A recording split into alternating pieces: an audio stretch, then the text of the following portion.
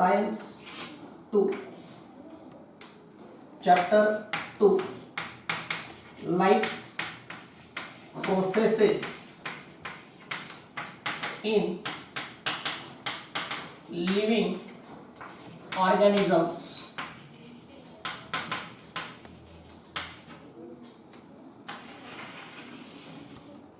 आणि याचा आहे लेक्चर नंबर 4. चौथ्या क्रमांकाचं हे लेक्चर आहे. अगोदरचे 3 लेक्चर्स तुम्हाला ग्रुपवर पाठवलेले आहेत. नसतील तर आपल्या YouTube चॅनलवरही आहेत ही सातत्यावर. आता we are discussing the anaerobic respiration. थोडंसं आपण मागच्या लेक्चरचं रिवाइज करू, रिकॅप करू. काय पाहिलं होतं आपण अनएरोबिक रिस्पायरेशन? त्याच्यामध्ये सुद्धा ग्लुकोज आहे, कार्बोहायड्रेट आहे. आणि ह्या ग्लुकोजचं काय होतं? ग्लायकोलायसिस होतं. ही पहिली स्टेप आहे. हे रिपीट करतोय मी मागच्याच लेक्चर मधलं, म्हणजे थोडंसं रिकॅप हवं. आणि ह्या ग्लायकोलायसिस पासून काय तयार होतात? पायरुविक ऍसिड तयार होतं. काय तयार होतं? Pyruvic acid. पायरुविक ऍसिड वाटल्यास इकडे लिहितो मी पायरुविक ऍसिड आणि पायरुविक ऍसिड. ही काय आहे? पहिली स्टेप. अनएरोबिक रिस्पायरेशनची काय आहे? ही पहिली स्टेप आहे. ग्लुकोजचं इनकम्प्लीट ऑक्सिडेशन होतं आणि पायरुविक ऍसिड तयार होतं. आणि नंतर पायरुविक ऍसिड दुसरी स्टेप काय आहे? ह्या पायरुविक ऍसिडचे कोणतं काय होतं? फर्मेंटेशन होतं. काय होतं? फर्मेंटेशन. पायरुविक हे 3 वेगवेगळे जे आहेत एक्झाम्पल्स मी तुम्हाला या ठिकाणी चार्टच्या स्वरूपात देतोय. फर्मेंटेशन होतं. आणि हे फर्मेंटेशन होऊन प्रोडक्ट्स कोणते कोणते तयार होतात? कधी अल्कोहोल तयार होतं, किंवा विनेगर, व्हिटॅमिन्स यासारखे सुद्धा प्रोडक्ट्स तयार होतात, किंवा लॅक्टिक ऍसिड सुद्धा तयार होतं. अल्कोहोल तयार होतं, किंवा विनेगर, व्हिटॅमिन्स तयार होतात, किंवा लॅक्टिक ऍसिड तयार होतं. तिन्ही तयार होत नाही. ह्या 3 शक्यता असतात. मग अल्कोहोलचं एक्झाम्पल कुठं आहे?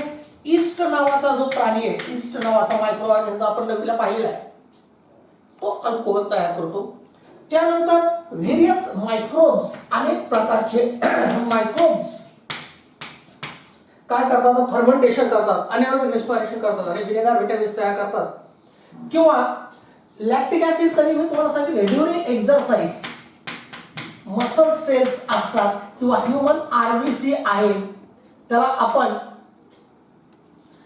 इरेथ्रोसाइट सुद्धा म्हणतो.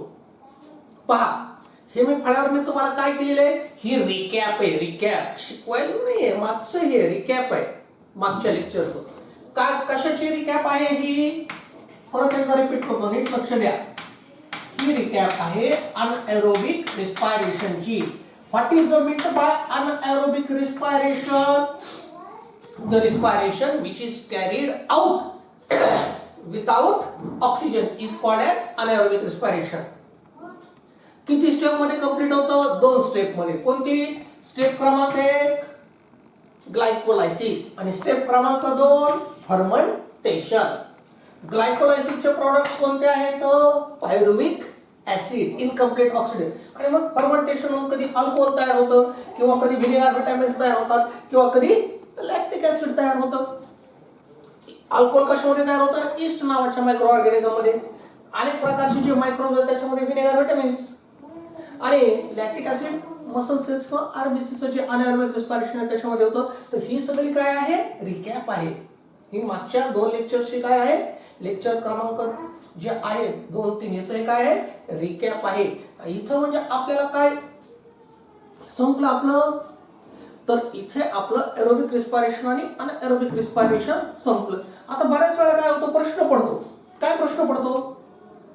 की सर आपण जे खाल्लंय कधी कधी सुट्टी आहे, थोडं जास्त खातो, कार्बोहायड्रेट जास्त प्रमाणामध्ये झालं, मग एनर्जी प्रोडक्शन सुद्धा जास्त होतं का? नाही. इथे एक गोष्ट लक्षात घ्या, एनर्जी जितकी आपल्याला लागते तितकीच प्रोड्यूस होत असते. बरं, मग हे एक्स्ट्रा गप्पा गप्पा खाल्लेलं, मग एक्स्ट्रा कार्बोहायड्रेटचं काय होतं? बऱ्याच वेळा प्रश्न पडतो हा की सर जेवढी एनर्जी लागते तेवढीच एनर्जी म्हणजे तेवढंच कार्बोहायड्रेट्स युटिलाइज होतात, मग एक्स्ट्रा कार्बोहायड्रेट्सचं काय करायचं? शरीर काय करतं, मानवी शरीर? तर हे जे एक्सेस कार्बोहायड्रेट्स आहेत, लक्षात घ्या 5 स्टार पॉइंट,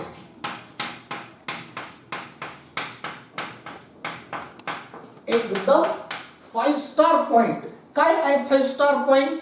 तर हा जो एक्सेस कार्बोहायड्रेट आहे, तर लक्ष द्या व्यवस्थित, एक मार्कासाठी बरं का.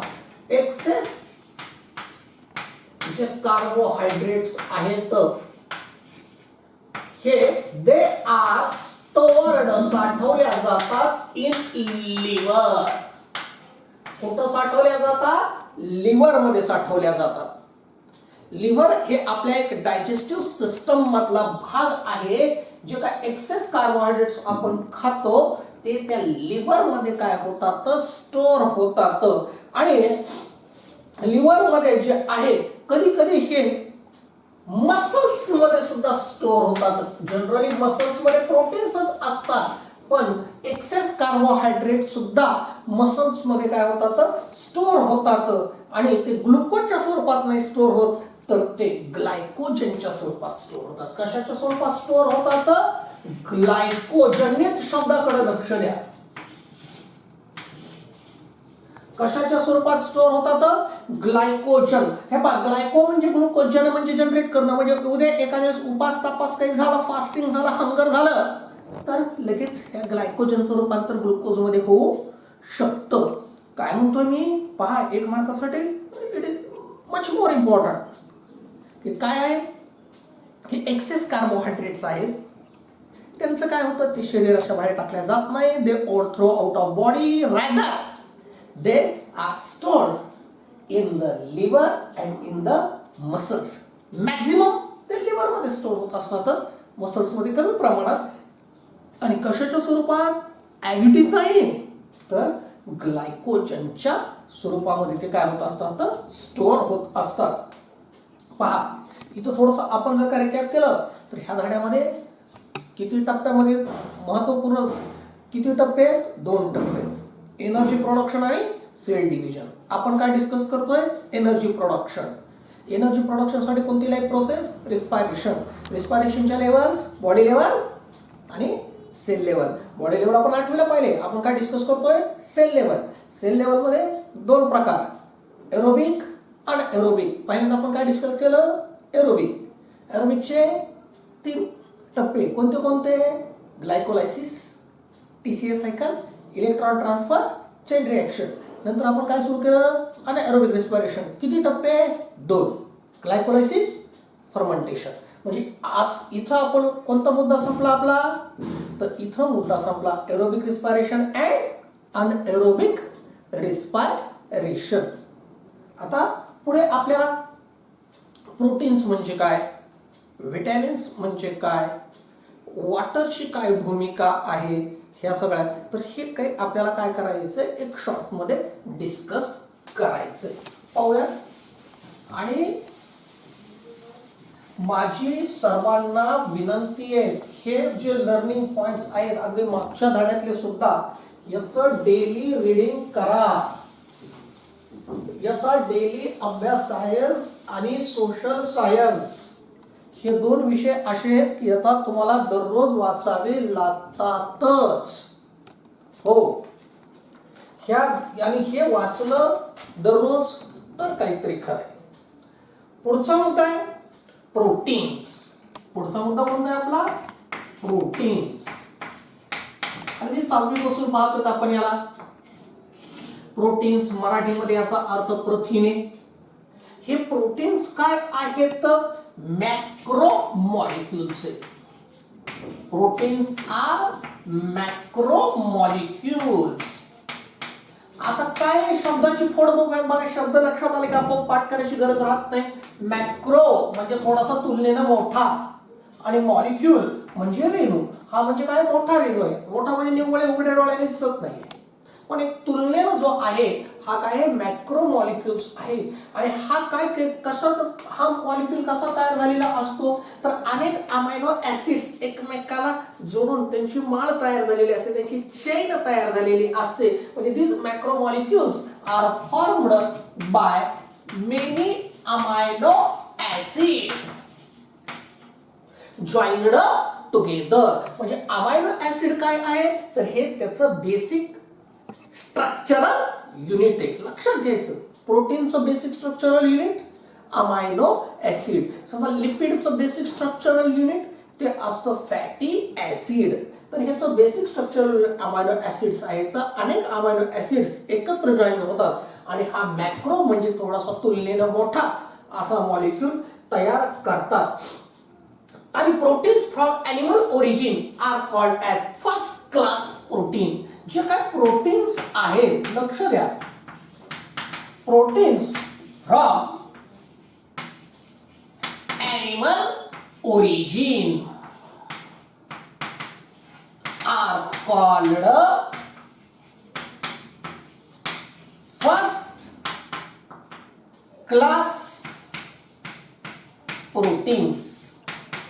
आता एनिमल ओरिजिनचे म्हणजे मग ते अंड्याच्या स्वरूपात आहे, मांसाच्या स्वरूपामध्ये आहे, अगदी दुधामध्ये सुद्धा आहे. म्हणजे जे जे काय प्राणीजन्य स्रोत आहेत एनिमल सोर्सेस आहेत, ह्या एनिमल सोर्सेस पासून जे काय प्रोटीन्स भेटतात they are called as first class proteins. याचं एक्झाम्पल आपण कोणतं देऊ की ज्याला आपण टेबल एग्ज म्हणतो, कोंबडीचं अंड, ते काय आहे फर्स्ट क्लास प्रोटीन्स आहेत. आणि लक्ष द्या एक आकडा इथं लक्षात घ्या की we get 4 kilo calorie energy. We get 4, लक्ष द्या आकड्याकडे लक्ष द्या. के म्हणजे किलो, कॅलरी हे युनिट आहे. 4 किलो कॅलरी एनर्जी कशापासून पर ग्राम ऑफ प्रोटीन. हो याच्यापासून सुद्धा एनर्जी भेटते. इट इज नॉट नेसेसरी, मी तुम्हाला अगोदर सांगितलं की एनर्जी म्हटली की कार्बोहायड्रेट्स.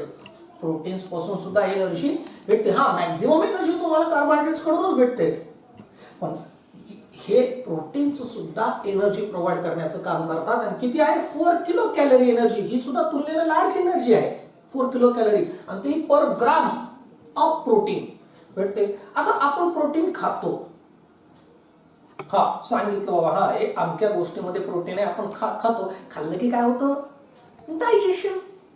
मग डायजेशन मध्ये काय होतं this proteins are converted into amino acids. Amino acids मध्ये कन्वर्ट होतात आणि एकदा अमायनो ऍसिड मध्ये कन्वर्ट झाले आपल्या स्मॉल इंटेस्टाइन मध्ये की ते रक्तात शोषले जातात आणि they are transported to each and every cell of the body. आणि आपल्या ह्युमन बॉडीला प्रोटीनची फार मोठी आवश्यकता आहे आणि कॅरी कोण करतं ब्लड कॅरी करतं. आता नीट लक्ष द्या की ह्या अमायनो ऍसिड्सचं किती महत्व आहे आपल्या ह्युमन बॉडीसाठी.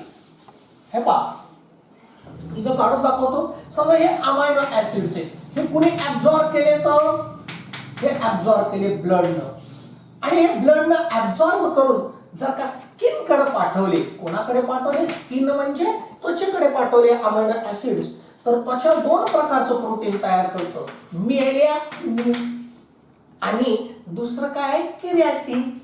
हे 2 प्रकारचे प्रोटीन्स आहेत जे आपल्या त्वचेमध्ये असतात.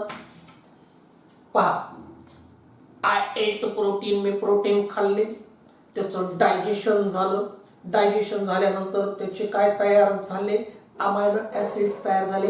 अमायनो ऍसिड कोणी ऍब्झॉर्ब केले, ब्लडनं ऍब्झॉर्ब केले आणि समजा ते स्किन कडे गेले, स्किनच्या त्वचेकडे गेले अमायनो ऍसिड रक्ताकडनं, तर काय तयार होतं मेलॅनिन आणि केरॅटिन. हे पर्टिक्युलरली मेलॅनिन तर आपल्या त्वचेला एक विशिष्ट असा रंग देण्याचं काम करतं मेलॅनिन. आता समजा हेच अमायनो ऍसिड्स बोन्स कडे गेले, हाडांकडे गेले, बोन्सच्या सेल तर तिथं तयार होतं ऑसिन नावाचं प्रोटीन तयार होतं. कोणतं होतं? ऑसिन नावाचं काय तयार होतं? प्रोटीन तयार होतं. समजा हेच अमायनो ऍसिड्स ब्लड कडे गेले. ब्लड कधी कधी स्वतः ब्लड सुद्धा ठेवून घेतात. अमायनो ऍसिड सगळं डिस्ट्रीब्युशन करत नाही, काही स्वतःला ठेवून घेतं. ब्लडने ठेवून घेतले तर हिमोग्लोबिन नावाचं प्रोटीन तयार करतं आणि अँटीबॉडीज तयार करतो. बघा सध्या बातम्यामध्ये तुम्ही ऐकत असतात हो की अँटीबॉडीज हा शब्द येतोय की अँटी म्हणजे विरुद्ध काम करणारे आणि बॉडीज म्हणजे जे असतात की ते आहे की एखादा व्हायरस बॅक्टेरिया आपल्या शरीरामध्ये जर का शिरला तर त्याच्या विरुद्ध काम करणारी एक यंत्रणा असते आपल्या शरीरामध्ये. तर ते अँटीबॉडीज तयार करतात. ते अँटीबॉडीज कशाच्या असतात? तर त्या अँटीबॉडीज सुद्धा प्रोटीन्सच्याच असतात. म्हणून एखादा व्यक्ती इन्फेक्ट झाला, आपल्या घरामध्ये आजारी पडला तर त्याला प्रोटीन युक्त अन्न खायला देतात जास्त करून. ही कोणत्याही आजारावरची ट्रीटमेंट असते की हाय प्रोटीन डाएट्स ते त्याच्यामुळे देत असतात की अँटीबॉडीचं फॉर्मेशन लवकर व्हावं. त्यानंतर हे जर का मसल्स कडे अमायनो ऍसिड्स गेले, मसल सेल्स कडे गेले, आपल्या मसल सेल कडे, तर तिथं कोणतं? ऍक्टिन आणि मायोसिन नावाचं प्रोटीन तयार होतं. ऍक्टिन आणि मायोसिन नावाचं काय तयार होतं? प्रोटीन तयार होतं. त्यानंतर हेच जर का अमायनो ऍसिड आपल्या पोटामध्ये पॅन्क्रियास नावाचा अवयव आहे, त्या पॅन्क्रियास नावाच्या अवयवाकडे गेलं तर साखर कंट्रोल करणारं इन्सुलिन आणि पचनामध्ये मदत करणारं ट्रिप्सिन नावाचं प्रोटीन पॅन्क्रियासमध्ये तयार होतं. हेच जर का अमायनो ऍसिड्स मेंदूच्या पिट्युटरी ग्लँडकडे गेलं, बॉक्स असलेली ग्लँड आहे एंडोक्राइन पिट्युटरी ग्लँड कडे जर काही प्रोटीन्स गेले रक्तामार्फत तर तिथं हार्मोन्स तयार होतात जे आपलं पूर्ण शरीर कंट्रोल करतात. म्हणजे हार्मोन्स सुद्धा काय आहेत? प्रोटीन्सच आहेत. त्यानंतर हे जर का वेगवेगळ्या सेल्स मध्ये गेलं तर आपल्याला माहिती आहे प्लाझ्मा मेम्ब्रेन मध्ये किंवा जे आहे एन्झाइम्स वगैरे ते तयार करण्याचं सुद्धा काम कोण करतं? हे अमायनो ऍसिड्स करतात. बघा मी काय म्हणतोय व्यवस्थित नीट मराठीमध्ये ऐकून घ्या. काय? मी प्रोटीन खाल्ले, पोटामध्ये ते डायजेस्ट झाले म्हणजे प्रोटीनचं रूपांतर कशामध्ये झालं? तर प्रोटीनचं रूपांतर हे अमायनो ऍसिड्स मध्ये झालं. अमायनो ऍसिड्स कुठं ऍब्झॉर्ब झाले? ब्लड मध्ये ऍब्झॉर्ब झाले. ब्लड मध्ये ऍब्झॉर्ब झाल्यानंतर काय आहे? समजा ते स्किन कडे गेले तर तिथं मेलॅनिन केराटिन नावाचं तयार होतं. समजा ते बोन्स मध्ये गेले तर ऑसिन तयार होतं. ब्लड मध्ये गेले तर राहिले तर हिमोग्लोबिन आणि अँटीबॉडीज तयार होतात. अमायनो ऍसिड जर का मसल्स मध्ये गेले तर ऍक्टिन आणि मायोसिन नावाचं प्रोटीन तयार होतं. पॅन्क्रियास मध्ये गेले तर इन्सुलिन ट्रिप्सिन तयार होतं. पिट्युटरी ग्लँड कडे गेले तर हार्मोन्स तयार होतात. इथं ह्या असंख्य आशय काय होतात? तर एक एक मार्काचे प्रश्न जनरेट होतात. कोणते? की name two proteins in the skin किंवा protein in the bone, protein in the blood, protein in the muscles, protein in the pancreas, protein in the pituitary gland. तो बर. आणि आता तोच प्रश्न सर एक्सेस कार्बोहायड्रेटचं काय होतं? तर एक्सेस जे कार्बोहायड्रेट्स आहेत, एक्सेस कार्बोहायड्रेट जे आहेत तर एक्सेस कार्बोहायड्रेट कशामध्ये कन्वर्ट होतात? ते ग्लायकोजन मध्ये कन्वर्ट होतात, लिव्हर मध्ये स्टोअर होतात, मसल्स मध्ये स्टोअर होतात. अगदी त्याच पद्धतीनं जर का एक्सेस अमायनो ऍसिड सुद्धा असतात. एक्सेस हो जास्त प्रमाणात प्रोटीन खाल्ले का? असं काय प्रोटीन जास्त प्रमाणात खाऊ नये काय? खाणार आता काही बी खातो. मग एक्सेस जर का प्रोटीन्स असतील अमायनो ऍसिड्स, पण लक्षात घ्या इथं परत एक्सेस कार्बोहायड्रेटचं जसं होतं तसंच एक्सेस जे आहे 5 स्टार जे आहे काय आहे की excess amino acids they are not stored in the body. Excess बघा नीट लक्ष द्या, अमायनो ऍसिड्स आर जे आहे not stored in the body, not stored in body. आपल्या शरीरामध्ये जेवढं लागतं तितकेच प्रोटीन तयार होतात, ते स्टोअर होत नाही. हे मग स्टोअर न होण्याचं काय कारण आहे तर सांगतो. कारण हा प्रोटीन हा नायट्रोजन युक्त पदार्थ आहे आणि नायट्रोजन युक्त पदार्थ घातक असतात शरीराला. जितके चांगले तितके घातक पण असतात. त्याच्यामुळे ते कट टू कट लागतात, न कम न जादा. जेवढं पाहिजे तेवढंच लागतात. आणि मग काय होतं की ते ब्रोकन डाऊन होतात. मग हे एक्सेस अमायनो ऍसिड्स कशामध्ये कन्वर्ट होतात? अमोनिया. कशामध्ये कन्वर्ट होतात? अमोनिया. आणि हाच अमोनिया नंतर it is eliminated by the body through urine. युरिनच्या मधून हा काय केलेला जातो की हा एक्सेस अमोनिया म्हणजे एक्सेस अमायनो ऍसिड्स हे शरीराच्या बाहेर या ठिकाणी काय होतात टाकल्या जातात. पण कधी कधी काय होतं, इफ नेसेसरी गरज जर काय लागली तर एक्सेस प्रोटीन्स ते सुद्धा काय करतात, ग्लुकोज मध्ये कन्वर्ट केल्या जाऊ शकतात. बघा, एक्सेस प्रोटीन्स सुद्धा कधी कधी ग्लुकोज मध्ये कन्वर्ट केल्या जाऊ शकतात. त्याला ग्लुकोनोजेनेसिस म्हणायचं. म्हणजे जेनेसिस म्हणजे तयार करण्याची प्रक्रिया, ग्लुकोनिओजेनेसिस. किंवा जे आहे कधी कधी रुबिस्को नावाचं एक एन्झाईम सुद्धा, रुबिस्को नावाचं एन्झाईम सुद्धा ह्या एक्सेस प्रोटीन पासून काय केलं जाऊ शकतं की जे क्लोरोप्लास्ट मध्ये असतं. कुठं असतं? क्लोरोप्लास्ट मध्ये तयार होतं. किंवा डेनोओ नावाचा सुद्धा एक जो आहे मिनरल आहे, ते सुद्धा वेगवेगळ्या प्रकारचे प्रोटीन तयार करू शकतो. काय हरकत नाही. इथेच थांबूया. थँक्यू.